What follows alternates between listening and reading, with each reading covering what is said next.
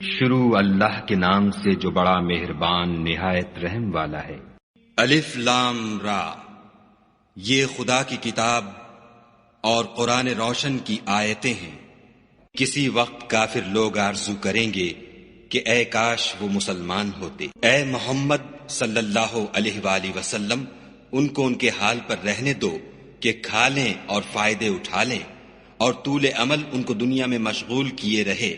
ان قریب ان کو اس کا انجام معلوم ہو جائے گا۔ اور ہم نے کوئی بستی ہلاک نہیں کی مگر اس کا وقت مرقوم و معین تھا۔ کوئی جماعت اپنی مدت وفات سے نہ آگے نکل سکتی ہے نہ پیچھے رہ سکتی ہے۔ اور کفار کہتے ہیں کہ اے شخص جس پر نصیحت کی کتاب نازل ہوئی ہے، تو دیوانہ ہے۔ اگر تو سچا ہے تو ہمارے پاس فرشتوں کو کیوں نہیں لے آتا؟ کہہ دو ہم فرشتوں کو نازل نہیں کیا کرتے مگر حق کے ساتھ، اور اس وقت ان کو مہلت نہیں ملتی۔ بے شک یہ کتاب نصیحت ہم ہی نے اتاری ہے اور ہم ہی اس کے نگہبان ہیں۔ اور ہم نے تم سے پہلے لوگوں میں بھی پیغمبر بھیجے تھے، اور ان کے پاس کوئی پیغمبر نہیں آتا تھا مگر وہ اس کے ساتھ استہزاء کرتے تھے۔ اس طرح ہم اس تکذیب و ضلال کو گناہ گاروں کے دلوں میں داخل کر دیتے ہیں، سو وہ اس پر ایمان نہیں لاتے، اور پہلوں کی روش بھی یہی رہی ہے۔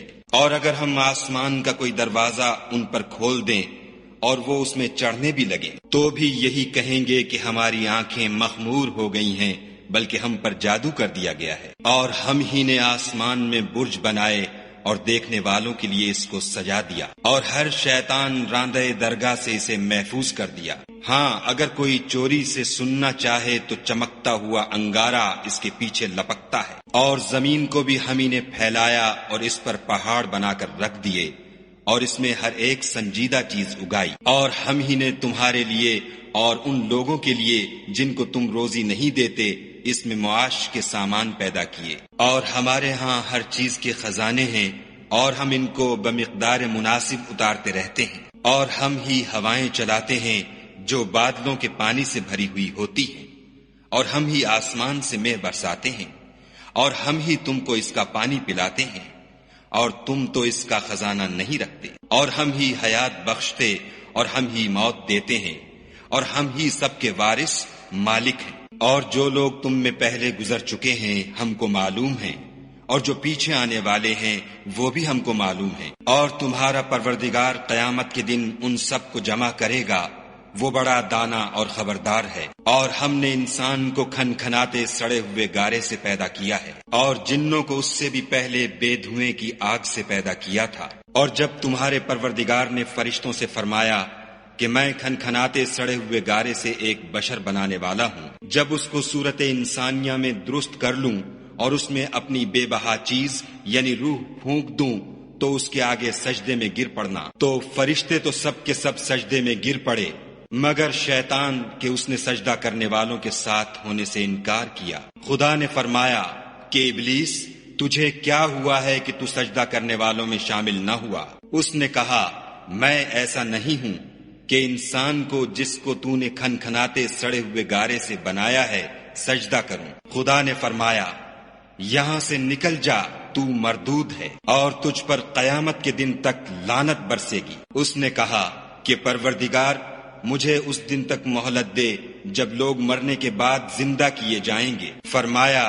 کہ تجھے مہلت دی جاتی ہے وقت مقرر یعنی قیامت کے دن تک۔ اس نے کہا کہ پروردگار جیسا تو نے مجھے رستے سے الگ کیا ہے میں بھی زمین میں لوگوں کے لیے گناہوں کو آراستہ کر دکھاؤں گا اور سب کو بہکاؤں گا۔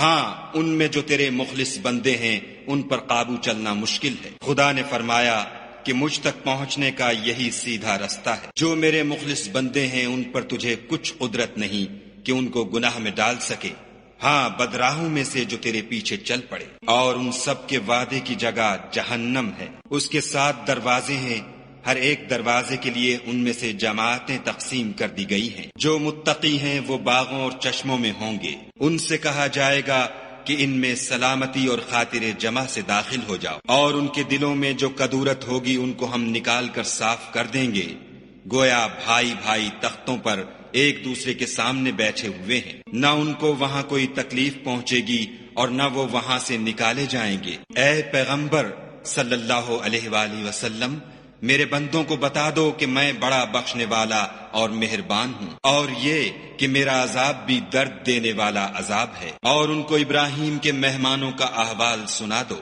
جب وہ ابراہیم کے پاس آئے تو سلام کہا۔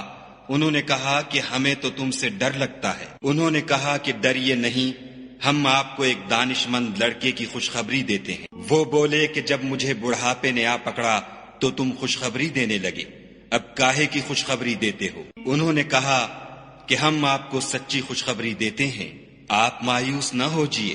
ابراہیم نے کہا کہ خدا کی رحمت سے میں مایوس کیوں ہونے لگا؟ اس سے مایوس ہونا گمراہوں کا کام ہے۔ پھر کہنے لگے کہ فرشتوں تمہیں اور کیا کام ہے؟ انہوں نے کہا کہ ہم ایک گناہ گار قوم کی طرف بھیجے گئے ہیں کہ اس کو عذاب کریں، مگر لوط کے گھر والے کہ ان سب کو ہم بچا لیں گے، البتہ ان کی عورت کہ اس کے لیے ہم نے ٹھہرا دیا ہے کہ وہ پیچھے رہ جائے۔ پھر جب فرشتے لوط کے گھر گئے تو لوط نے کہا تم تو ناآشنا سے لوگ ہو۔ وہ بولے کہ نہیں، بلکہ ہم آپ کے پاس وہ چیز لے کر آئے ہیں جس میں لوگ شک کرتے تھے، اور ہم آپ کے پاس یقینی بات لے کر آئے ہیں اور ہم سچ کہتے ہیں۔ تو آپ کچھ رات رہے سے اپنے گھر والوں کو لے نکلیں اور خود ان کے پیچھے چلیں، اور آپ میں سے کوئی شخص پیچھے مڑ کر نہ دیکھے، اور جہاں آپ کو حکم ہو وہاں چلے جائیے۔ اور ہم نے لوط کی طرف وحی بھیجی کہ ان لوگوں کی جڑ صبح ہوتے ہوتے کاٹ دی جائے گی، اور اہل شہر لوط کے پاس خوش خوش دوڑے آئے۔ لوط نے کہا کہ یہ میرے مہمان ہیں، کہیں ان کے بارے میں مجھے رسوا نہ کرنا، اور خدا سے ڈرو اور میری بے آبروئی نہ کیجو۔ وہ بولے کیا ہم نے تم کو سارے جہان کی حمایت و طرفداری سے منع نہیں کیا؟ انہوں نے کہا کہ اگر تمہیں کرنا ہی ہے تو یہ میری قوم کی لڑکیاں ہیں، ان سے شادی کر لو۔ اے محمد صلی اللہ علیہ وآلہ وسلم، تمہاری جان کی قسم وہ اپنی مستی میں مدہوش ہو رہے تھے، سو ان کو سورج نکلتے نکلتے چنگھاڑ نے آ پکڑا، اور ہم نے اس شہر کو الٹ کر نیچے اوپر کر دیا اور ان پر کھنگر کی پتھریاں برسائیں۔ بے شک اس قصے میں اہل فراست کے لیے نشانی ہے، اور وہ شہر اب تک سیدھے رستے پر موجود ہے۔ بے شک اس میں ایمان لانے والوں کے لیے نشانی ہے، اور بن کے رہنے والے یعنی قوم شعیب کے لوگ بھی گناہ گار تھے، تو ہم نے ان سے بھی بدلہ لیا، اور یہ دونوں شہر کھلے رستے پر موجود ہیں۔ اور وادی ہجر کے رہنے والوں نے بھی پیغمبروں کی تکذیب کی، ہم نے ان کو اپنی نشانیاں دیں اور وہ ان سے منہ پھیرتے رہے، اور وہ پہاڑوں کو تراش تراش کر گھر بناتے تھے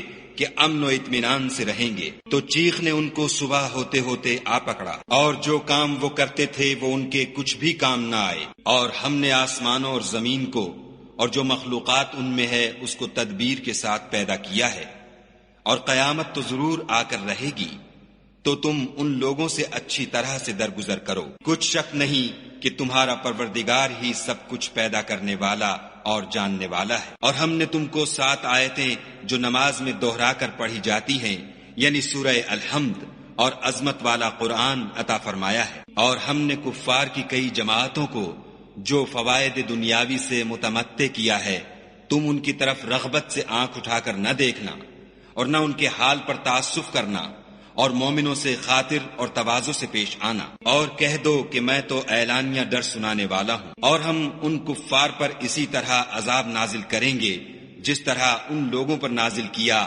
جنہوں نے تقسیم کر دیا، یعنی قرآن کو کچھ ماننے اور کچھ نہ ماننے سے ٹکڑے ٹکڑے کر ڈالا۔ تمہارے پروردگار کی قسم ہم ان سے ضرور پرسش کریں گے ان کاموں کی جو وہ کرتے رہے، بس جو حکم تم کو خدا کی طرف سے ملا ہے وہ لوگوں کو سنا دو، اور مشرکوں کا ذرا خیال نہ کرو۔ ہم تمہیں ان لوگوں کے شر سے بچانے کے لیے جو تم سے استہزاء کرتے ہیں کافی ہیں۔ جو خدا کے ساتھ اور معبود قرار دیتے ہیں سو عنقریب ان کو ان باتوں کا انجام معلوم ہو جائے گا، اور ہم جانتے ہیں کہ ان کی باتوں سے تمہارا دل تنگ ہوتا ہے، تو تم اپنے پروردگار کی تسبیح کہتے اور اس کی خوبیاں بیان کرتے رہو، اور سجدہ کرنے والوں میں داخل رہو، اور اپنے پروردگار کی عبادت کیے جاؤ یہاں تک کہ تمہاری موت کا وقت آ جائے۔